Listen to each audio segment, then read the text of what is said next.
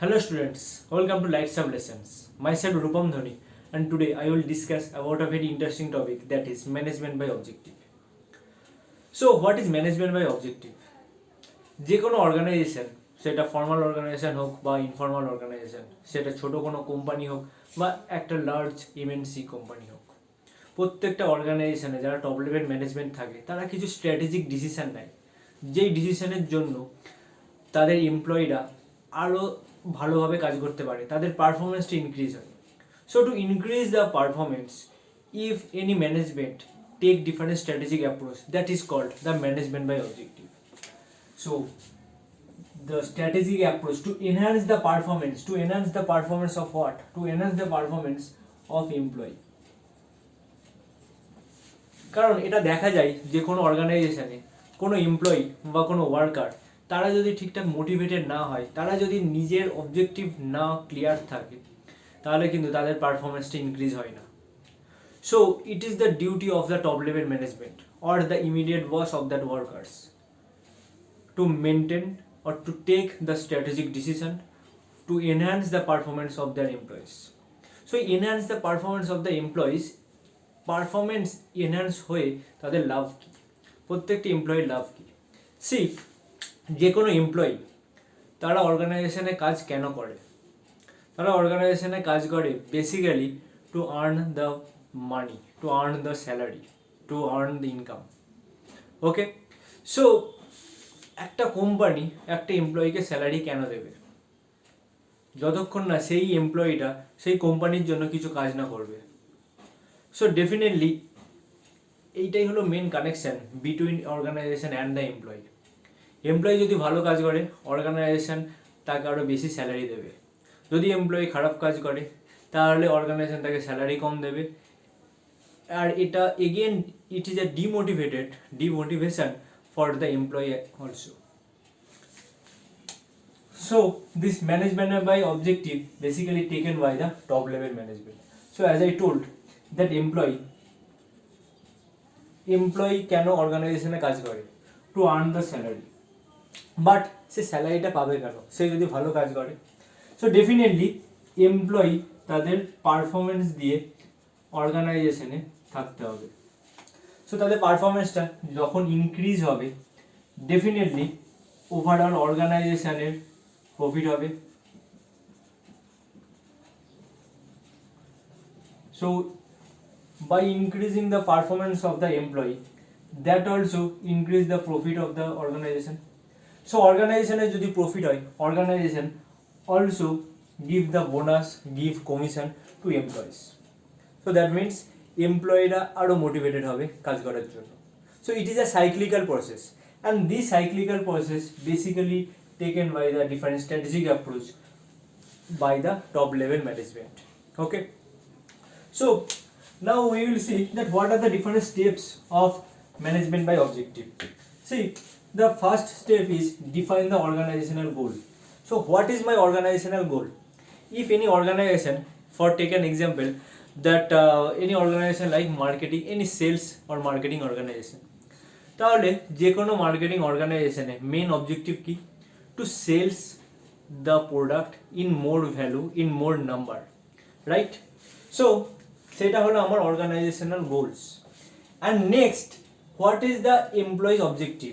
So একজন manager, একজন top level manager, তার বেসিক্যালি মেন কাজটা হলো লিঙ্ক করা অর্গানাইজেশনের গোলের সাথে এমপ্লয়িজ অবজেক্টিভটাকে, রাইট? অ্যান্ড দেন তারপরে আমরা সেটা মনিটরিং করব, তারা ঠিকঠাকভাবে কাজ করছে কিনা, তারা ঠিকঠাকভাবে প্রোগ্রেস করছে কিনা, by evaluating their performance. Okay, and by evaluating the performance, প্রত্যেকটা টপ লেভেল ম্যানেজমেন্ট তারা কিছু ফিডব্যাক দেয় প্রত্যেকটা এমপ্লয়ির জন্য, যে তুমি এইভাবে কাজ করো, তুমি এইভাবে না অন্যভাবে কাজ করো, তাহলে তোমার সেলসটা ইনক্রিজ হবে। So that is your providing feedback. And finally there is performance appraisal at the end of the month, at the end of the year, or at the end of the quarter. Okay, so on the basis of this performance appraisal, যে কোনো employee তাদের next year বা next ইয়ারে, next financial ইয়ারে তাদের promotion হয়, তাদের salary increase হয় on the basis of this performance appraisal. So আমি তোমাদের একটা স্মল এক্সাম্পল দিয়ে overall management by objective describe করছি। সি, যে কোনো মার্কেটিং কোম্পানিতে, for take an example that for any FMCG company,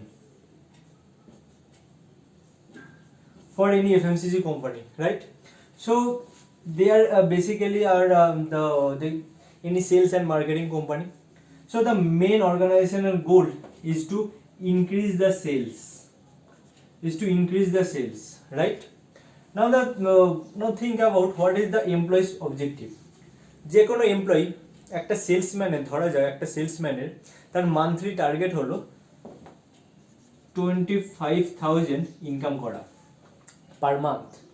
যদি তার স্যালারিটা, ওভারঅল স্যালারিটা ইনসেন্টিভ বেসিস হয়, I am not taking about the fixed salary, I am only taking about the incentive based salary or variable salary. So তার যদি income হয়, তার যদি অবজেক্টিভ হয় 25,000 টাকা মান্থলি ইনকাম করবো, সে কিভাবে ইনকাম করবে? ধরা যাক 10% কমিশন সে পায়, right? So two earn the 25,000 salary in a month, definitely that salesman has to sell the product of 2.5 lakh per month. So now এই 2.5 লাখটা সে কিভাবে সেল করবে? একটা ম্যানেজার সেই এমপ্লয়িটার সাথে একসাথে বসে প্ল্যানিং করছে। আমি ওভারঅল মান্থটাকে 4টে উইকে যদি ডিভাইড করি, 4টে উইকে আমি বলে দিলাম যে তুমি ফার্স্ট উইক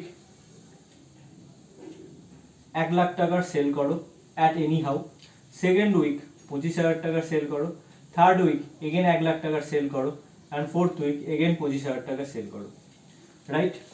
নেক্সট এই এক উইকে যে 1 লাখ টাকা সেল করবে, কোথা থেকে সেল করবে, কিভাবে সেল করবে, প্রত্যেকটা strategic decision top level management, that means the immediate boss, that can be the branch manager, that can be the area manager, সেই এরিয়া ম্যানেজার এমপ্লয়িটাকে বলে দেয় যে কিভাবে সে কাজটা করবে, কিভাবে সে তার সেলটাকে ইনক্রিজ করবে। সো এইভাবে তার পারফরমেন্স অবজেক্টিভটাকে অর্গানাইজেশনাল গোলের সাথে লিঙ্ক করা হয়।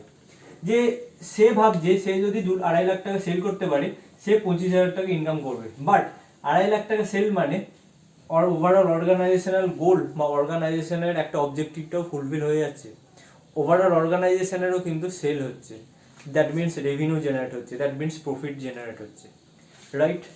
After that through out the month সেই ম্যানেজারটা সেই এমপ্লয়ি পারফরমেন্সটাকে কন্টিনিউয়াস মনিটরিং করবে, তার প্রোগ্রেস হচ্ছে কিনা দেখবে। কিভাবে দেখবে? পারফরমেন্স ইভালুয়েশন করে পার উইক বেসিস বা এন্ড অফ দ্য ডে বা end of the week report নেবে, সে সারাদিন কি করলো, সে সারা উইক কি করলো, তার কত পারফরমেন্স হলো। On the basis of that the manager will provide the feedback, right? সে ফিডব্যাক দেবে, তুমি এইভাবে না করে অন্যভাবে কাজটা করো, লাইক দিস।